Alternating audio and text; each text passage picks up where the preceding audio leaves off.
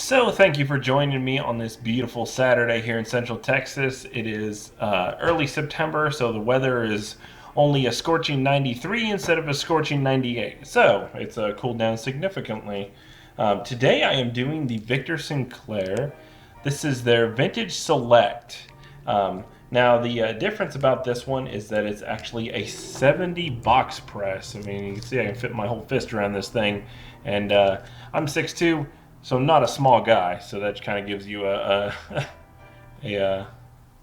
reference to how giant this thing actually is. Now, in my shop, I call these the Victor Sinclair monoliths because they're just so stinking giant. They're actually the largest cigar that I have here in my shop.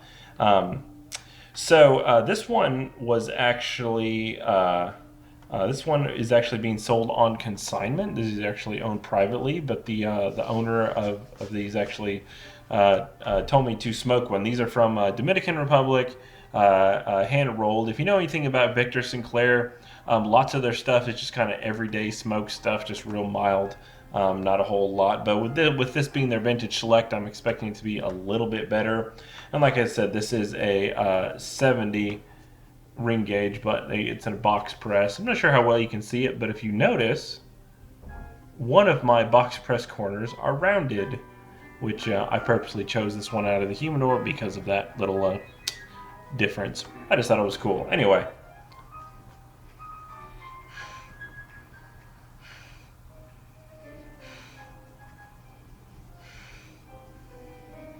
There's just a little bit of sweetness on the end of that on the end of the smell here.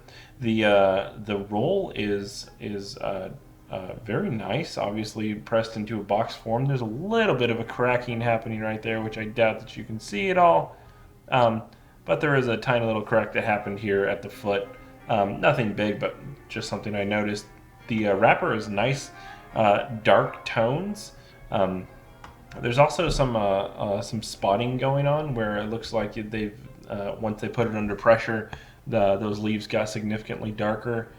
Just kind of dark spots all around and throughout this cigar right there.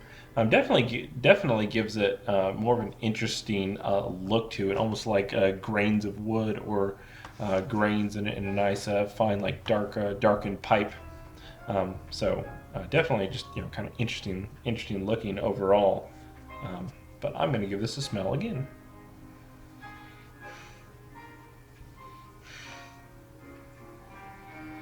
There's a lot of darker tones, and like I said, backed up by that sweetness, almost like a dark vegetation.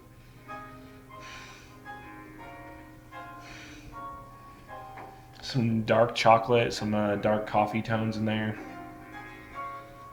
All pretty muddled together. Nothing real distinguishable other than that sweetness that you get on the end of the smell. Definitely good smells. This wrapper is pretty oily.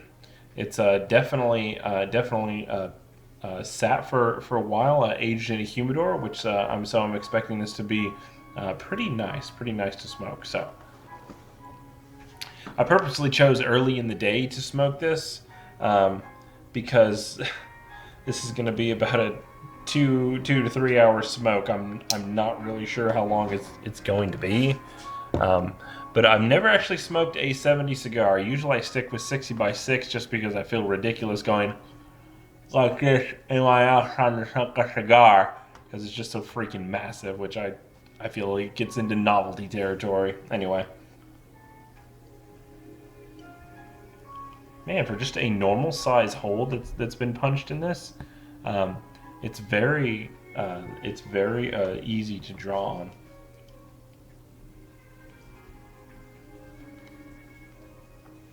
That oiliness is just all over the lips.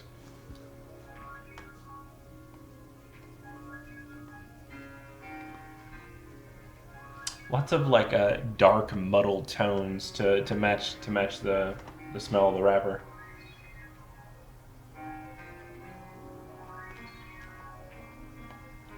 It almost has like a little bit of saltiness to it that you can taste there on the lips. Yeah, real muddle tones, nothing real distinguishable. Not really coffee. The sweetness that you smell on the wrapper is not there in the taste.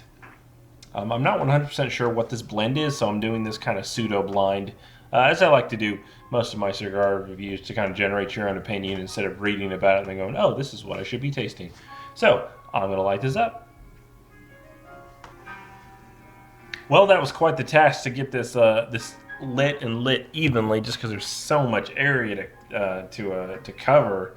Man, it's this is probably another reason why I don't like it, is that I have to make sure my lighter is completely filled before I light the cigar, and now I know it's completely empty. That's a joke.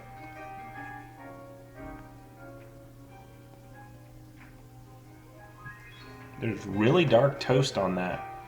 Just really dark, like a charred wood, like a charcoaliness. Not a bad charcoal, like when you get bread that's burnt to a crisp and it just doesn't taste good. Not like that. Just some real, like a real dark toast to it.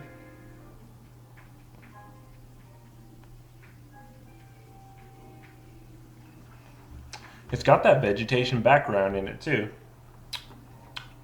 It's not bad though. Like I said, the oil is all over the lips. Um, it's very hard to describe. The flavors are muddled, but they're definitely there. Just kind of dark overall. Um, so not bad flavors.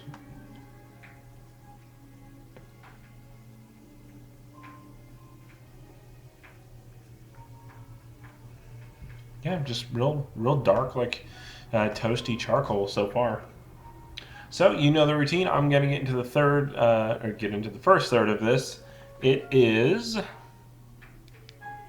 1 p.m. now, so I've been having this lit for about 1 minute now.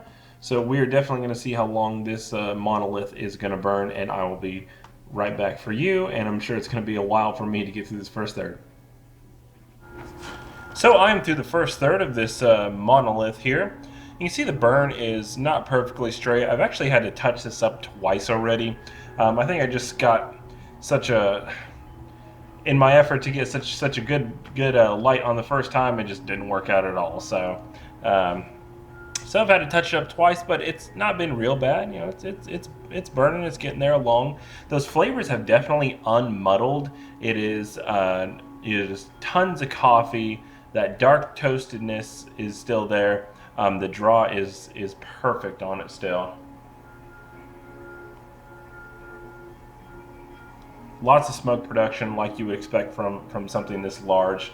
And then that underlying sweetness that I got off the wrapper, just in the dry smell, is definitely coming through. It's giving off those sweet tones.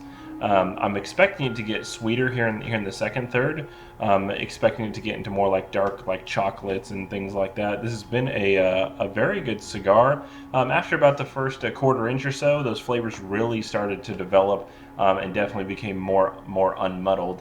The ash doesn't hang on very long. I've been tapping it just to keep it from flaking off. With something this large, and having so much ash around the edge, for to have it flake off is nothing uncommon. So good flavors happening now. I'm excited to see where this goes in the second third, and for you, I'll be right back. So I am just finished with this second third here. Well, getting finished with the second third of this Victor Sinclair Vintage Select. The overall flavors I'm getting are just lots of wood. That sweetness that I thought was going to be generated more here in the second third is actually dissipated. It's actually not there anymore. Just lots of dark coffees still, and some wood in there. Very good flavors. Very good flavors overall. It hasn't gotten bittered yet. I'm expecting it to get bitter just because this is so much cigar, that you have to keep puffing on it to keep it burning. As far as the burn goes, or speaking of the burn, you can see here it is here. This has just not been a good burn overall. At one point, I had a pinhole start here, and then it fizzled out, and I had to touch it up just to keep it going with any type of burn at all. So, not real happy with the burn. It looks like I've got this overhang here, and I'm gonna have to touch this up against smooth. touch this up again soon. Jeez. The draw, still very light, very easy. The smoke production has been good overall. This being from the Dominican Republic with this darkened sun-grown wrapper, it's just giving off some real nice flavors. The aromatic in the air are just a real light wood and wooden coffee tones, matching with its consistent taste. So I'm going to get here into the last third and hopefully get some changes. I'm not really sure what to expect. Like I said, I thought that sweetness was going to come through since it just started and it was picking up more and more. But then it didn't. So interesting to see where this is going to go, and I'll be right back.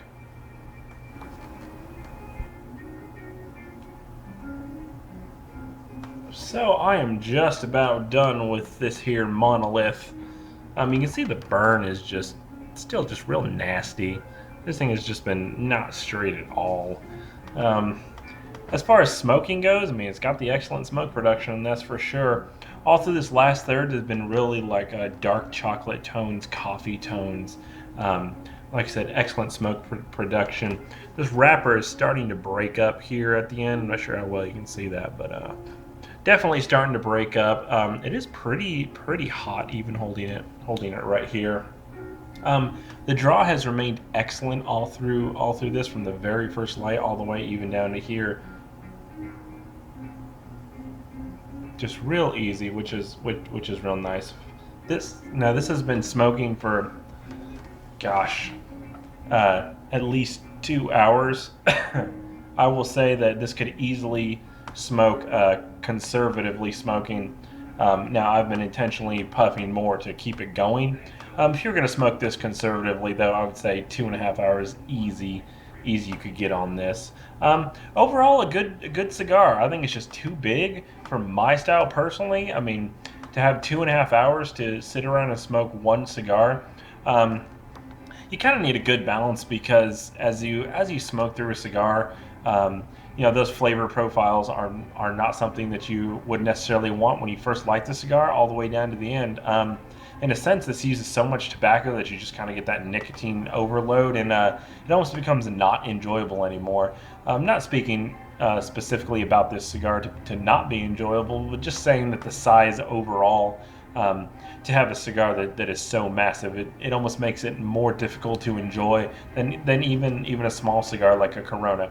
So, if you're not there already, brothersfinetobacco.com. Check us out on Facebook. We've got a cigar tasting coming up September 19th. Don't forget to check out the shop on our website. And as always, thank you for watching.